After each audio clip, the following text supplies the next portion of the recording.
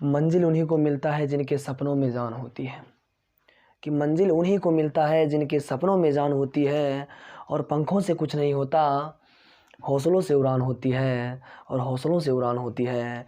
तो आइए दोस्तों, आपका स्वागत है आपके अपने यूट्यूब चैनल नवीन एकेडमी में। तो हम आज बात करने वाले हैं आयनिक ठोस के बारे में। जैसा कि हमने आपको क्रिस्टलीय ठोस के वर्गीकरण में आणविक ठोस और उनके प्रकार के बारे में आपको बता चुका हूं, और मैं आज आणविक ठोस के बाद 2 नंबर में आयनिक ठोस के बारे में आज मैं आपको बताने वाला हूं। तो आइए इसको स्टार्ट करते हैं। तो देखिए इसमें देखिए हम इसका उदाहरण एक ले रहे हैं NaCl, ठीक है। अब देखिए NaCl की संरचना किस प्रकार से, तो वैसे तो NaCl की संरचना इस प्रकार से होती है, ठीक है। इसमें जालक बना होता है। अब देखना इसमें ये है कि देखिएगा इसमें कि इसमें जो है सो Na जो प्लस होता है और Cl माइनस होता है, यानी Na+ का आकार जो है सो Cl- के आकार से छोटा होता है। अब क्यों? क्योंकि आप जानते हैं कि जो Na+ है या कोई भी धनायन, यानी धनायन का आकार ऋणायन के आकार से छोटा होता है, क्योंकि धनायन जो है सो अपनी बाहरी कोश से अपने इलेक्ट्रॉन को त्याग करता है, जिससे उसका आकार घट जाता है। अपने इलेक्ट्रॉन को त्याग करके धनायन बनाता है, अर्थात क्या वो अपने इलेक्ट्रॉन को त्याग किया, उस पर धनायन बना, धनावेश आया, तो उसका अपने त्याग किया तो उसका क्या हुआ, उसका आकार छोटा हो गया। लेकिन जो Cl जैसे अपने ऋणायन बनाया है, मतलब इन्होंने किसी से इलेक्ट्रॉन लिया है, ग्रहण किया है, तो इस पर ऋणायन बना, तो ग्रहण किया है, इसका मतलब इसका आकार बढ़ा है, यानी कि धनायन का आकार जो है सो ऋणायन के आकार से क्या होता है, छोटा होता है। तो हम धनायन को इस प्रकार से बना सकते हैं और ऋणायन को इस प्रकार से बना सकते हैं, ठीक है। इसी प्रकार देखिए कि इसका संरचना किस प्रकार से होता है, इस प्रकार धनायन हुआ और इस प्रकार से ऋणायन हुआ। इसी प्रकार से पूरे जालक बने होते हैं ऐसे, ठीक है, पूरे जालक बने होते हैं इसी प्रकार से। अब देखते हैं, अब बात करते हैं। देखिए तो इसमें क्या होते हैं, धनायन के जो आकार होते हैं ऋणायन के आकार से छोटे होते हैं, और इसमें जो भाई आकर्षण बल है बहुत ही प्रबल होता है, बहुत ही प्रबल। जैसे देखिए Na, यहाँ पर देखिए पॉजिटिव और निगेटिव धनायन और ऋणायन के बीच का जो आकर्षण बल होता है, उसको आकर्षण बल के बारे में देखिए। जैसे आप जानते हैं कि देखिएगा ये पॉजिटिव जो है सो इलेक्ट्रॉन को अपनी ओर आकर्षित करना चाहता है और आकर्षित करता है। तो यहाँ पे जो इसके जो ऋणायन के जो इलेक्ट्रॉन है, ये चारों वो सरफेस पे चक्कर लगा रहे हैं। तो ये क्या होता है कि ये धनायन जो है इस इलेक्ट्रॉन को अपनी ओर आकर्षित करता है, इस इलेक्ट्रॉन को अपनी ओर आकर्षित करता है। तो मतलब ऐसा देखने को मिलता है कि ये धनायन ऋणायन एक दूसरे से काफ़ी सर चुके हैं, और जो है सो इसके बीच पूरा एकदम खतरनाक बल लग चुका है, पूरा प्रबल बल है इसमें। यानी इस दोनों कणों के बीच का इतना मोहब्बत है कि जैसे कि आप दो आदमी के बीच के संबंध को आप प्रेम का नाम देते हो, तो इसी प्रकार से इस दोनों के बीच का जो प्रेम है, इसका हम नाम दे रहे हैं, यानी कि इसके बीच का जो आकर्षण बल है बहुत ही प्रबल है, क्योंकि ये प्लस है और ये माइनस है, तो इसके बीच का जो अट्रैक्शन होगा बहुत ही ज़्यादा होगा, भयानक, मतलब इसका जो आकर्षण बल बहुत अधिक होगा। तो इसके बीच के आकर्षण बल को हम बोलते हैं स्थिर वैद्युत आकर्षण बल। तो मैं यहाँ पर लिख रहा हूँ, देखिए जैसे इसका जालक आप देख सकते हैं, देखिए Na+ Cl- हुआ, फिर Na+ Cl-, फिर Na+ Cl-, फिर Na+ Cl-। तो यानी आयनिक ठोस में इसी प्रकार से सभी के कण अरेंज होते हैं, ठीक है। और धनायन का आकार क्या होता है, ऋणायन का आकार से छोटा होता है, ये बात आपको ध्यान में रखनी है, तो ठीक है।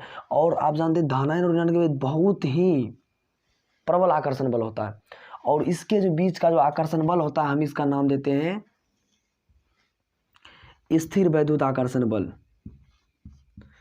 स्थिर वैद्युत आकर्षण बल, या आप इसे कह सकते हो कूलाम्बिक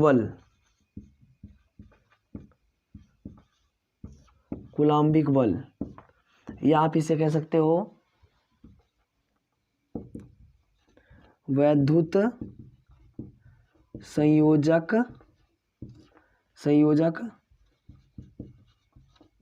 आकर्षण बल, इसे आप कह सकते हो। तो इस धनायन और ऋणायन के बीच ये दो आयन है, इस दो आयन के जो बीच के जो आकर्षण बल है बहुत ही प्रबल है। और इसके बीच के आकर्षण बल का क्या नाम है? स्थिर वैद्युत आकर्षण बल, या आप इसे कह सकते हो कूलाम्बिक बल, या आप कह सकते हो इसको वैद्युत संयोजक आकर्षण बल। तो ठीक है, तो अब मैं इसे लिख रहा हूँ। ठीक है, अब मैं इसकी बात करता हूँ इसके अवयवी कण। अब देखिएगा इसमें अवयवी कण क्या हो सकते हैं। अवयवी कण देखिएगा, इसमें अवयवी कण को क्या है, इसमें आप देख पा रहे हैं अवयवी कण धनायन और ऋणायन है। यानी आयनिक ठोस में जितने भी अवयवी कण होंगे वो सभी से धनायन ऋणायन, यानी कि आयनिक ठोस पूरे जालक जो है सो धनायन और ऋणायन से मिलकर ही बने होते हैं। तो इसके हम लिख सकते हैं आयनिक ठोस, जैसे कि नाम से पता चल रहा है आयनिक ठोस के जो अवयवी कण होंगे वो उसके अवयवी कण के क्या नाम है, उसको आप बोल सकते हो आयन। यानी आयनिक ठोस के अवयवी कण आयन होते हैं। और आयन में क्या हो सकते हैं?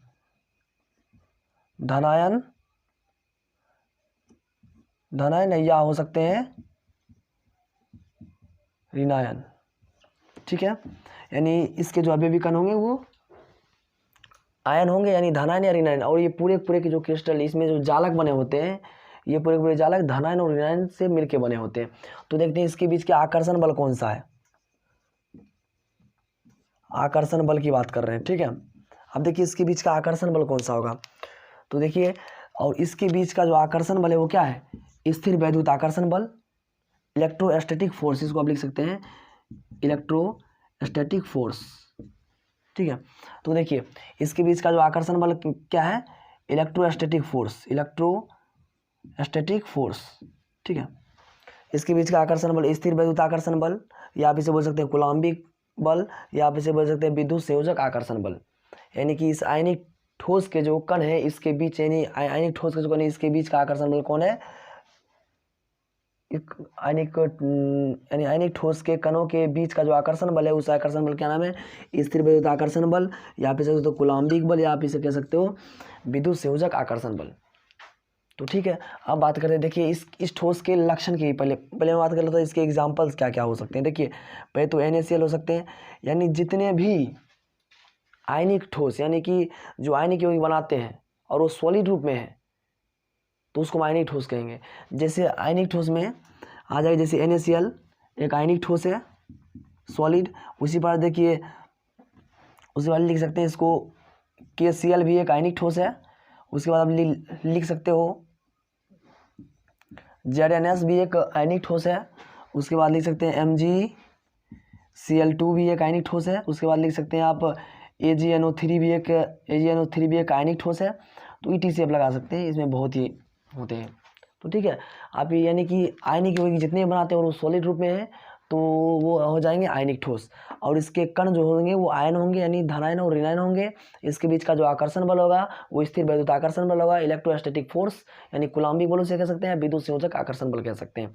तो ठीक है, आगे बात करते हैं। देखिए अब इसकी मैं लक्षण का बात करता हूँ, इसके लक्षण क्या क्या हो सकते हैं और इसके लक्षण क्या क्या होते हैं। देखिएगा जरा, देखिए तो देखिएगा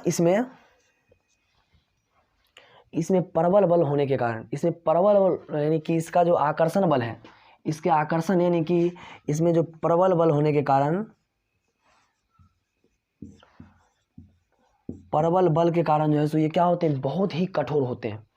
मतलब इसके कणों के बीच बहुत ही तगड़ा, बहुत ही मतलब गहरा प्रेम है, बहुत ही। तो इसके बीच का आकर्षण बल बहुत ही ज़्यादा है। तो यानी कि ये इसमें प्रबल आकर्षण बल है। तो इसका जो कण होगा ना ये कठोर होगा। इसको प्रबल बल होने के कारण इसका कण क्या होंगे? कठोर होंगे। कठोर एवं भंगुर भी होंगे। ठीक है, भंगुर, कठोर और भंगुर होंगे। अब देखिए भंगुर एक नया शब्द है। देखिए भंगुर का अर्थ क्या होता है? देखिए भंगुर, तो जैसे आप ईंट को लीजिएगा, ईंट को आप जितना भी चाहिएगा उसको आप हथौड़ा मार के उसको थोड़ा साइज बढ़ा दें, वो बढ़ नहीं सकता है, वो टूट जाए भले बढ़ नहीं सकता है। तो ठीक उसी को बोलते हैं भंगुर। यानी भंगुर मतलब होता है कि उस पर आप जोर लगाओगे तो चटक जाएगा, टूट जाएगा, दरारें आ जाएगी उसमें, ना उसका आकार नहीं आप बदल सकते हो। जैसे आप लोहा को पीट कर नमरा देते हो तो वो एक भंगुर नहीं है। भंगुर का अर्थ ये हुआ कि आप उसको मारोगे आप वो बिखर जाएगा, चटक जाएगा वो। तो उसी प्रकार से यहाँ पर आयनिक ठोस भी होते हैं, भंगुर होते हैं। आप उसे किसी चीज़ से चोट मारोगे वो टूट जाएगा। जैसे आप NaCl नमक को लेते हो, NaCl एक नमक है, तो नमक को आप थोड़ी है कि उसका आकार को आप बढ़ा सकते हो या घटा सकते हो, नमक को आप मारो वो टूट जाएगा। तो यानी वो क्या होते हैं, भंगुर होते हैं, ठीक है। और उच्च बल होने के कारण ही, यानी उच्च यानी कि प्रबल आकर्षण बल होने के कारण ही इसका जो गलनांक होता है, गलनांक एंड क्वथनांक जो होता है, गलनांक एंड क्वथनांक क्या होते हैं, बहुत ही उच्च होते हैं। गलनांक एंड क्वथनांक बहुत ही उच्च होता है, यानी कि इसके कणों के बीच का जो प्यार मोहब्बत है ना, ये बहुत ही ज़्यादा है। तो इसीलिए इसके कण का जो गलनांक होगा, इस ठोस के जो गलनांक होंगे बहुत ही ऊंच होते हैं, क्योंकि इसको हमको दूर ले जाने में बहुत ही मेहनत करनी पड़ती है, क्योंकि इसके आकर्षण बहुत ही मजबूत है। तो इसका गलनांक भी क्या होगा, बहुत ही अधिक होगा। तो इसका गलनांक उच्च होता है। अब देखिए आगे बात करते हैं। अब देखते हैं, देखिए इसमें ये देखिए ठोस अवस्था में आप देख रहे हैं जैसे NaCl है, देखिए NaCl में ये ठोस अवस्था में इसके आयन क्या है, बंधित हुए हैं, इसके आयन बंधित है, यानी कि इसके आयन अभी यहाँ से यहाँ नहीं जा सकते, यहाँ से यहाँ नहीं जा सकते हैं, यानी एक फिक्स है कि यहीं पर रहेंगे, यानी इसके आयन अभी बंधित है। तो क्रिस्टल यानी कि ये जो आयनिक ठोस होते हैं, आयनिक ठोस यानी ठोस अवस्था में ठोस रूप में विद्युत का चालन नहीं करते हैं, क्योंकि इसके आयन क्या होते हैं, बंधित होते हैं। तो मैं यहाँ पे इसको लिख रहा हूँ, देखिएगा ठोस अवस्था में ठोस रूप में ये जो है सो विद्युत का चालन नहीं करता है, क्योंकि इसमें क्या होते हैं, बंधित आयन होते हैं, ठीक है। यानी ठोस अवस्था में ठोस रूप में बंधित आयन होने के कारण, बंधित आयन होने के कारण ये क्या होते हैं, विद्युत के कुचालक होते हैं। ठोस अवस्था में ठोस रूप में इसके आयन क्या होते हैं, बंधित होते हैं, जिसके कारण क्या होते हैं, कुचालक होते हैं। अब देखिए विद्युत धारा के प्रभाव को हम बोलते हैं उसका विद्युत का चालन होना। अब देखिए तो विद्युत का चालन, इसका सिद्धांत मात्र दो ही प्रकार से विद्युत का चालन होता है, या तो उसमें मुक्त आयन होना चाहिए, या तो उसमें मुक्त इलेक्ट्रॉन होना चाहिए। इसमें तो मुक्त इलेक्ट्रॉन हो नहीं सकते हैं और इसमें मुक्त आयन। तो देखिए इसमें ठोस अवस्था में जो है सो ये जो ठोस रूप में इसमें आयन बंधित होते हैं, तो यहाँ से ये जो धाराएं हैं यहाँ पर नहीं आ सकते, नहीं यहाँ से यहाँ पर नहीं आ सकते ये। तो इसीलिए ठोस अवस्था में इसके आयन बंधित होने के कारण ये जो इससे विद्युत धारा नहीं प्रवाहित होती। विद्युत धारा कब प्रवाहित होती है, जब यहाँ पर करंट सटाएंगे और ये यहाँ पर पूरा विचरण करते रहेगा सब, उस समय ये विद्युत धारा प्रवाहित होती है। या इलेक्ट्रॉन हो तो इलेक्ट्रॉन तो यहाँ पर है नहीं, तो यहाँ पर इलेक्ट्रॉन की तो कोई बात ही नहीं है, तो यहाँ पर आयन के कारण विद्युत प्रवाहित होगी। लेकिन यहाँ पर क्या होते हैं, ठोस रूप में या इसके आयन बंधित होने के कारण यह विद्युत के कुचालक होते हैं, यानी इसे विद्युत धारा नहीं प्रवाहित किया जा सकता है। लेकिन बट इसे आप गलित अवस्था में, गलित रूप में या इसके आयन क्या होते हैं, इसके आयन स्वतंत्र आयन होते हैं। इसमें स्वतंत्र आयन होने के कारण, या आप लिख सकते हो मुक्त आयन होने के कारण, ठीक है, मुक्त आयन होने के कारण क्या होते हैं, ये विद्युत के सुचालक होते हैं। अब बात करते हैं इसके, देखिए तो जब ये गलित अवस्था में होंगे, चाहे आप इसे पिघला कर कीजिए या आप किसी विलयन में देकर इसको अपघटित कर दीजिए। जैसे आप पढ़े होइएगा, जैसे NaCl को पानी में मिलाते हैं, H2O में मिलाते हैं, तो क्या होता है, अगर यहाँ पर इसको अगर मिलाते हैं NaCl को, तो ये क्या होते हैं, अगर पानी में मिलते ही ये Na अलग हो जाते हैं और Cl क्या होते हैं, अलग हो जाते हैं। तो यानी ये आयन जो इसके बीच क्या होते हैं, दरारें आ जाते हैं, मतलब इसके जो टूट जाते हैं, इसके जो बंध हैं, इसके बंध टूट जाते हैं, जिसके कारण इसके आयन क्या होते हैं, स्वतंत्र हो जाते हैं। और जब स्वतंत्र होगा आयन, तो यहाँ पर अगर हम करंट को सटाएंगे तो यहाँ पर क्या होगा, इससे तो ये आयन हमेशा इधर उधर विचलित करते रहेंगे। तो यहाँ पर सटाएंगे तो इसके आयन को मुक्त आयन होने के कारण इससे विद्युत धारा प्रवाहित होगी। तो यहाँ पर गलित अवस्था में मुक्त आयन होने के कारण यह विद्युत के सुचालक होते हैं। और ये आप जैसे देख रहे हैं, तो ये एक त्रिविम संरचना बनाती है, जैसे NaCl एक त्रिविम संरचना बनाती है। आप जैसे देख रहे हो कि NaCl का आप ऐसे परत नहीं होता, इसके आप देख रहे हैं, देखिएगा इसके इस Na है, इसके उस साइड भी एक निगेटिव होगा और इसके आगे भी एक, यानी इसके जैसे प्लस है, यानी धनायन के पीछे एक ऋणायन होगा और धनायन के आगे एक ऋणायन होगा। तो मतलब इसके ये एक त्रिविम इसका स्ट्रक्चर होता है, जो कि हम इसके बारे में आगे बात करेंगे क्रिस्टल जालक में। तो ठीक है, आई होप आप ये समझ गए होंगे। फिर भी आपको कुछ त्रुटियां रह गई है तो कमेंट में जाके आप लिख सकते हैं। फिलहाल आप इसका स्क्रीनशॉट ले लीजिए और मैं फिर इसको मिटा दूंगा और हम इससे आगे बात करेंगे सहसंयोजक या नेटवर्क ठोस के बारे में। तो प्लीज़ इसका स्क्रीनशॉट ले लें, टेक ए स्क्रीनशॉट। तो आइए दोस्तों, अब हम बात कर रहे हैं सहसंयोजक ठोस या नेटवर्क सॉलिड, इसे बोलते हैं कोवलेंट सॉलिड्स या नेटवर्क सॉलिड्स।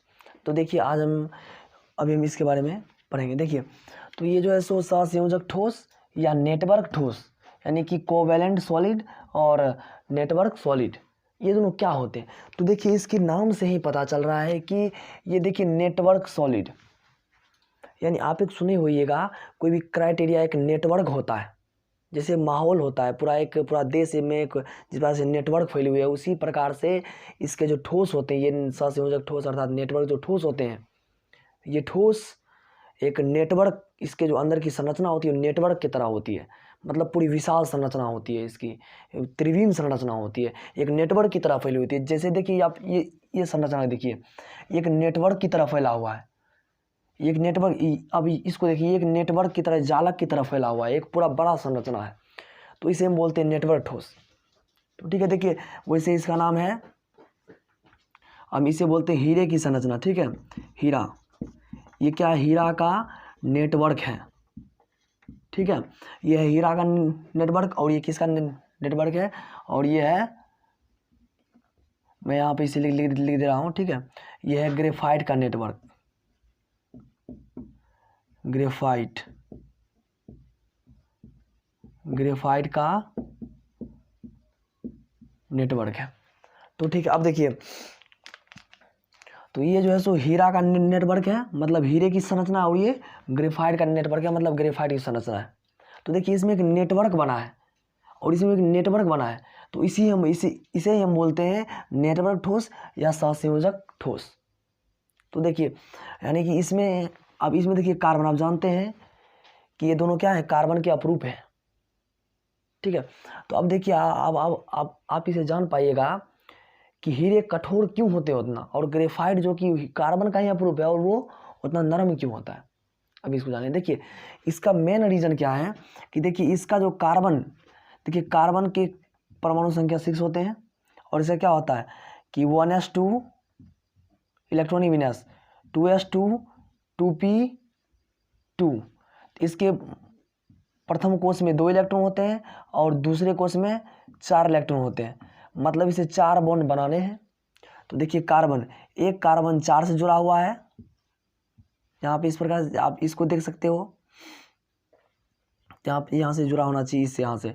तो ठीक है, देखिए ये कार्बन इस 4 से जुड़ा हुआ है, ये 4 से जुड़ा हुआ है, यहाँ से जुड़ा होना चाहिए। तो ये एक कार्बन देखिए 4 कार्बन जुड़ा हुआ है, यहाँ भी देखिए कार्बन 4 कार्बन जुड़ा हुआ है, ऐसे ऐसे, और यहाँ पे इसको ऐसे यहाँ पर कर दीजिए। तो एक कार्बन इसमें, यानी कि हीरा में जो है सो कार्बन की चारों के चारों संयोजकताएं संतुष्ट हैं, कार्बन के चारों संयोजकताएं संतुष्ट है।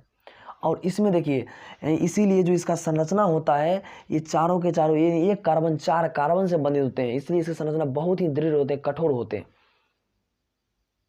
और इसकी संरचना इस प्रकार से होती है। लेकिन अब इसी में ग्रेफाइट में आ जाइए, तो ग्रेफाइट में देखिए एक कार्बन मात्र 3 कार्बन से जुड़ा हुआ है। देखिए एक कार्बन यहाँ पर है, तो एक इधर जुड़ा हुआ है, एक इधर जुड़ा हुआ है, तो एक 2, सॉरी ये कार्बन जो है सो इधर, ये कार्बन 2 से अभी फिलहाल ऊपर भी जुड़ा हुआ होगा, तो 1 2 3 जुड़ा हुआ है। आप इसको पकड़िए, 1 2 3 जुड़ा हुआ है, इसको पकड़िए 1 2 3 जुड़ा हुआ है, इसको पकड़ें तो 1 2 और नीचे होगा 3 जुड़ा हुआ हो जाएगा। ठीक है, इस प्रकार से 3 जुड़ा हुआ है। उसी पर ये देखिए 1 2 3 जुड़ा हुआ है, 1 2 3 जुड़ा हुआ है, मतलब ग्रेफाइट में एक कार्बन 3 कार्बन परमाणु से जुड़े होते हैं। ठीक है, अब देखिए तो और इसके बीच ये परत वाइज परत होते हैं, और जो ना हीरा में कोई परत नहीं होता है, हीरा में पूरा संरचना नेटवर्क, बहुत बड़ा नेटवर्क बनता है, लेकिन इसमें थोड़ा नेटवर्क बनता है और उसके परत वाइज बनता है नेटवर्क। ठीक है। तो अब देखिए इसमें एक परत दूसरा परत तीसरा, इस परत वाइज परत इसका नेटवर्क बनते जाता है। और इतना सा ग्रेफाइट में लगभग अरबों परत होगा, अरबों परत उसको उसमें होगा, क्योंकि हम उस परत को देख नहीं सकते हैं। इसको थोड़ा बड़ा करके लिखें, इसलिए थोड़ा दिखाई दे रहा है अभी इतना आती। तो ठीक है, अब देखिए इसमें क्या होते हैं, कार्बन की, इसमें कार्बन के चारों से हो जाता है संतुष्ट है, जो कि कार्बन को 4 बॉन्ड और चाहिए था, 4 बॉन्ड बनाना चाहिए था कार्बन का। वास्तव में देखिए 4 बॉन्ड बना रखा है ये, लेकिन इस यहाँ पे ग्रेफाइट में ऐसा नहीं हो रहा है। तो दोनों कार्बन का ही अप्रूव, यहाँ पे क्या, यहाँ पे कार्बन है, यहाँ पे कार्बन है, यहाँ पे कार्बन है, यहाँ पर कार्बन है, यहाँ पे कार्बन, उसी प्रकार से यहाँ पे कार्बन, यहाँ पे कार्बन, यहाँ पे कार्बन, यहाँ पे कार्बन, यहाँ पे कार्बन, हर एक डॉट की जगह पर कार्बन है। और यहाँ पर जो ग्रेफाइट की संरचना में जो है सो एक कार्बन 3 कार्बन परमाणु से जुड़ा हुआ है, लेकिन हीरा में एक कार्बन परमाणु 4 कार्बन परमाणु से जुड़ा हुआ है। यानी हीरे में कार्बन के चारों से होता है संतुष्ट है, लेकिन ग्रेफाइट में कार्बन के चारों से होता है संतुष्ट नहीं होते हैं। ठीक है, यानी कि 3 ही बंद बनते हैं और यहाँ पर 1 इलेक्ट्रॉन फ्री रहते हैं। ठीक है, 1 इलेक्ट्रॉन फ्री होते हैं इसमें। तो अब देखिए इसके, अब इसे देखिए, तो ये देखिए हीरे में 2 बंध की जो बीच की दूरी होती है, वो बीच की दूरी होता है 154 पिकोमीटर। हीरे में 2 कार्बन के बीच की बंध की दूरी होती है 154 पिकोमीटर। और ग्रेफाइट में 2 कार्बन के बीच का जो बंध होता है उसका लेंथ होता है 141.5। और इसकी लेयर की जो बीच की दूरी होती है, इसके लेयर की जो बीच की दूरी होती है वो होता है 140 पिकोमीटर। यहाँ भी होता है 141.5 पिकोमीटर। तो ठीक है, अब आगे बात करते हैं। तो देखिए, तो सहसंयोजक या नेटवर्क ठोस में क्या होता है, इसमें एक जालक के रूप में बनता है, एक पूरा नेटवर्क बनता है ठोस का, तो उसे बोलते हैं नेटवर्क ठोस या सहसंयोजक ठोस। ठीक है, तो अब हम इसको लिख लेते हैं। देखिए, तो इसके जो अवयवी कण होते हैं, आप लिख सकते हैं कि अवयवी कण क्या होते हैं। इसके तो अवयवी कण क्या होते हैं, देखिए कार्बन एक परमाणु है, तो इसके अवयवी कण क्या होते हैं, परमाणु होते हैं। और स्पेशली रूप से अधातु के परमाणु होते हैं,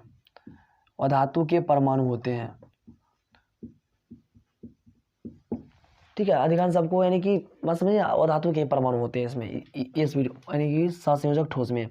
तो ठीक है, अब देखिए उसके बाद आगे बात करें इसके आकर्षण बल के बारे में। ठीक है, इसमें आकर्षण बल कौन सा है, आकर्षण बल। तो देखिए इसके बीच का देखिए इसमें पहले बॉन्ड कौन सा बना है, इसमें बॉन्ड देखिए, इसमें आप देख पा रहे हैं, ये इसमें सहसंयोजक बंध है। ये कौन सा बंध है, इसके बीच का आकर्षण बल क्या है, सहसंयोजक बंध है। इसके बीच कौन सा बंध बना है, सहसंयोजक बंध बना है।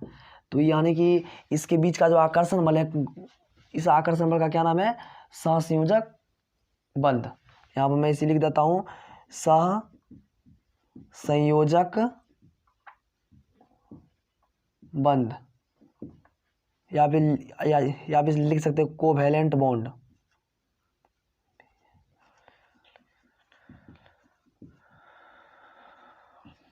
ठीक है, इसके बीच का जो आकर्षण बल होता है कौन होता है, सहसंयोजक बंध होता है। तो ठीक है, देखिए इसमें आगे बात करते हैं। और अब देखिए इसके लक्षण के बारे में, पहले इसके एग्जाम्पल लिख लेते हैं 1-2। ठीक है, इसके एग्जाम्पल क्या हो जाएंगे, हीरा हो जाएंगे, ग्रेफाइट हो जाएगा, ग्रेफाइट। उसके बाद एक लेते हैं सिलिकॉन कार्बाइड होता है SiC, सिलिकॉन कार्बाइड ETC। इसके एग्जाम्पल, आप देखिए इसके लक्षण के बारे में हम कुछ जान लेते हैं, इसके लक्षण क्या क्या है, लक्षण बारे में थोड़ा जान लेते हैं। देखिए, तो ये जो होते हैं इसमें त्रिविम व्यवस्था होता है, और यही त्रिविमीय व्यवस्था होती है। इसमें त्रिविमीय व्यवस्था होने के कारण, यानी कि इसमें एक नेटवर्क, बहुत बड़ा नेटवर्क बनता है। इसमें एक त्रिविमीय व्यवस्था बनती है, त्रिविम जालक बनता है। तो इसी त्रिविम जालक की वजह से इसकी ये जो क्या होते हैं, कठोर, भंगुर एवं इसका गलनांक बहुत ही उच्च होता है। यानी कठोर भी होते हैं और भंगुर भी होते हैं, और इसका गलनांक एवं क्वथनांक भी बहुत ही उच्च होता है। इसके यानी बहुत बड़ा नेटवर्क बनने के कारण, त्रिविम व्यवस्था बनने के कारण। तो मैं यहाँ पे लिख रहा हूँ इसे, देखिए, तो ये कठोर होते हैं, त्रिविम व्यवस्था होने के कारण कठोर होते हैं एवं भंगुर होते हैं, तो भंगुर के बारे में आप समझ चुके हैं। भंगुर क्या होते हैं, उसे अगर मारेंगे तो वो चटक जाएगा, टूट जाएगा, ना कि वो न मर सकता है, यानी कि चटक जाएगा। ये भी उसी बात ठोस है। उसके बाद देखिए आगे हम बात करते हैं कि ये जो होते हैं कठोर होते हैं, भंगुर होते हैं, एवं इसका जो गलनांक होता है, गलनांक क्या होते हैं, गलनांक एवं क्वथनांक, इसके गलनांक एवं क्वथनांक भी क्या उच्च होते हैं, उच्च, इसे गलनांक एवं क्वथनांक भी उच्च होते हैं। अब देखिए आगे बात करते हैं। देखिए इसमें यह जो होता है, इसमें एक और बात होती है, इसके ये गलन से पूर्व ही अपघटित हो जाता है। मतलब आप इस ठोस को, यानी सात ठोस को आप गलाओगे तो गलन से पूर्व ये टूट जाएगा, अपघटित हो जाएगा। तो मैं इसलिए लिख रहा हूँ, ये गलन से पूर्व ही, गलन से पूर्व, गलन से पूर्व क्या होता है, अपघटित हो जाता है, अपघटित हो जाता है, गलन से पूर्व अपघटित हो जाता है। ठीक है, अब देखते हैं आगे बात करते हैं। इसमें देखिएगा, इसमें मुक्त इलेक्ट्रॉन नहीं होते। तो ठीक है, देखिएगा इसमें मुक्त इलेक्ट्रॉन क्या होते हैं, यानी कि मुक्त इलेक्ट्रॉन, मुक्त जो इलेक्ट्रॉन होते हैं ये क्या होते हैं, अनुपस्थित होते हैं। इसमें मुक्त इलेक्ट्रॉन अनुपस्थित होते हैं, जिसके कारण ये क्या होते हैं, विद्युत के कुचालक होते हैं, ये विद्युत के कुचालक होते हैं। लेकिन आप कहिएगा सर ग्रेफाइट तो विद्युत का सुचालक होता है। जी हाँ, बिल्कुल होता है। तो इसका आप अपवाद लिखिए, केमिस्ट्री है तो इसमें तो अपवाद होना तो लाजमी बनता है। तो देखिए, तो इसका अपवाद हो जाएगा, यानी कि सभी के सभी सहसंयोजक ठोस क्या होते हैं, विद्युत के कुचालक होते हैं, लेकिन सिर्फ और सिर्फ ग्रेफाइट को छोड़कर। ठीक है, तो देखिए ग्रेफाइट, अपवाद मैं यहाँ पे लिख रहा हूँ, अपवाद, अपवाद ग्रेफाइट। देखिए ग्रेफाइट क्या होते हैं, विद्युत के क्या होते हैं, सुचालक होते हैं, और क्या होते हैं, नरम होते हैं, नरम भी होते हैं, और ये सुचालक एवं नरम होते हैं, और इसका प्रयोग स्नेहक के रूप में करते हैं।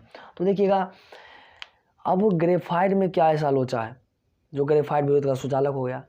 तो आप जानते हैं कि यहाँ जो कार्बन के 4 इलेक्ट्रॉन थे, लेकिन ग्रेफाइट में इसके चारों इलेक्ट्रॉन बंधित हैं, शेयरिंग हुई। लेकिन यहाँ पर इसमें, यानी कि ग्रेफाइट में, यानी हीरा में इसका चारों से संतुष्ट था, लेकिन यहाँ पर ग्रेफाइट में ऐसा नहीं। ग्रेफाइट में मात्र 3 बंध ही बनते हैं, और एक जो बंध होते हैं, एक जो इलेक्ट्रॉन होते हैं यहाँ से 3, कार्बन के तो 4 बॉन्ड थे, तो 4 इलेक्ट्रॉन थे बारीक उसमें, तो एक इलेक्ट्रॉन देकर के बंद, लेकिन एक इलेक्ट्रॉन यहाँ फ्री है, इसके भी एक इलेक्ट्रॉन फ्री, इसके भी, यानी सभी के सभी यहाँ पे इलेक्ट्रॉन क्या है, सभी कार्बन के एक इलेक्ट्रॉन मुक्त होते हैं। आप जानते हैं, या तो आयन मुक्त होगा तो फिर भी विद्युत का सुचालक होगा, या इलेक्ट्रॉन मुक्त होगा फिर भी विद्युत का सुचालक होगा। 2 ही केस होते हैं विद्युत सुचालक होने के, या तो इलेक्ट्रॉन मुक्त होना चाहिए या आयन मुक्त होना चाहिए। तो इसमें देखिए इलेक्ट्रॉन मुक्त है, और ये जो इलेक्ट्रॉन होते हैं इस लेयर के बीच होते हैं, लेयर के बीच इलेक्ट्रॉन मुक्ते रहते हैं, इस लेयर के बीच, ये सारे जितने भी है इसके लेयर के बीच इलेक्ट्रॉन रहते हैं। तो ठीक है, तो इसीलिए क्या होते हैं, ग्रेफाइट के मात्र आप अब वो कह सकते हैं ग्रेफाइट विद्युत का सुचालक क्यों होता है, क्योंकि ग्रेफाइट के कार्बन के मात्र 3 ही संयोजकताएं संतुष्ट होती है, और एक इलेक्ट्रॉन जो है सो विद्युतीय क्षेत्र में घूमने के लिए क्या होते हैं, स्वतंत्र होते हैं, जिसके कारण ये विद्युत का सुचालन करती, मतलब विद्युत का चालन करती है। तो ग्रेफाइट जो है विद्युत का सुचालक होती है। अब आगे देखिएगा, अब देखिए नर्म कैसे होता है, नर्म यानी कि मुलायम होता है, ये मुलायम। ठीक है, मुलायम। देखिए मुलायम कहने का अर्थ क्या हुआ, देखिए क्या होते हैं, मुलायम होते हैं, यानी ये कठोर होते हैं। देखिए इसका गुण क्या है, ये कठोर होते हैं, लेकिन यहाँ पर ये ग्रेफाइट क्या है, मुलायम है। क्योंकि देखिए ग्रेफाइट में जो है सो, हालांकि इसके बीच तो बना है क्या, सहसंयोजक बंध, लेकिन इस 2 लेयर के बीच, यानी ये दोनों लेयर है, इस दोनों लेयर के बीच निर्बल वंडर वॉल बल है। मतलब ये जो लेयर है, इस लेयर के बीच का बंध क्या होते हैं, वो इस लेयर के बीच वंडर वॉल बंध होते हैं, वंडर वॉल बंध होते हैं। ये कार्बन के तो बीच होते हैं सहसंयोजक बंध, लेकिन यहाँ पर 2 लेयर के बीच, ये 2 लेयर है, ये 2 लेयर है, तो इस लेयर के बीच का जो बंध होता है ये निर्बल, यानी कि आप जानते हैं कि वंडर वॉल बल बहुत ही कमजोर बल है, निर्बल वंडरवाल बल है। तो क्या होता है, इसके जो पर होते हैं सरकते रहते हैं, इसे नरम होते हैं, इसको छुएगा तो ये चिकना होता है, नरम होता है। तो इसीलिए इसके लेयर होते हैं, ये वंडरवाल वन से जुड़े होते हैं, इसके जो लेयर होते हैं। ठीक है, आई होप आप ये समझ गए होंगे, आशा करते हैं आप ये समझ गए होंगे। ठीक है, फिर भी अगर कुछ कमियां रह गई है तो आप कमेंट सेक्शन में जाकर उस प्रॉब्लम को लिख सकते हैं, और मैं डेली कमेंट्स को पढ़ता हूँ और आपके सभी डाउट्स को सॉल्व करने की कोशिश करूँगा। तो चलिए अब इसका आप स्क्रीनशॉट ले सकते हैं। ठीक है, टेक अ स्क्रीनशॉट।